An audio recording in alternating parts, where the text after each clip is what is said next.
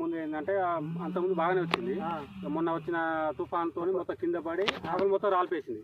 ఆకులు ఏం లేదు ఇక అసలు చేతికి రాదనుకున్నా పంట రాదనుకొని మామూలుగా ఇక మొక్కజొన్నలు కూడా వేసిన కింద.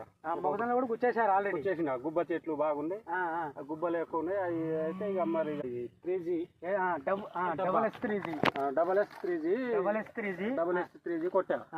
ఇక ఒకటేసారి ఇక గ్రోత్ ఇక అడుగు మందు కూడా వేయట్లేదు. ఇక అడుగు మందులు వేయలే ఇక వదిలేద్దాం అనుకుని ఇక వేయట్లేదు నేను.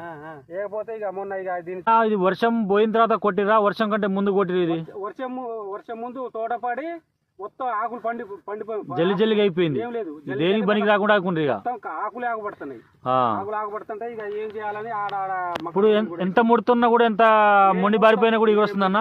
ఏ ముడతా వెళ్ళిపోతుంది. నీట్గా ఉంది, ఆకులు కూడా నీట్గా ఉన్నాయి. మీరు ఓన్లీ పూతలే కనబడుతున్నాయి, చూసుకోండి కావాలంటే. కొడదాం అనుకుంటున్నా నేను.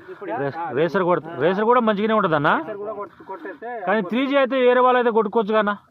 రైతులు ఎవరైనా కొట్టుకోవచ్చు. ఎంత మొండి బారినా కూడా ఎగురు వస్తుందండి. మీరు చూసుకోండి ఒకసారి. ఇగో చెట్టు ఆకులు చూడు ఎంత ఎదుగుదల వచ్చిందో, మంచి గ్రోతింగ్ వచ్చింది.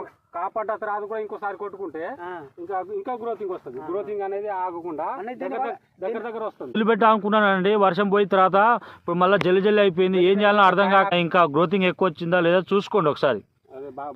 అన్న ఈ మందు గురించి అంటే రైతులు మీరు ఏం చెప్పుకోదలుచుకుంటున్నారు?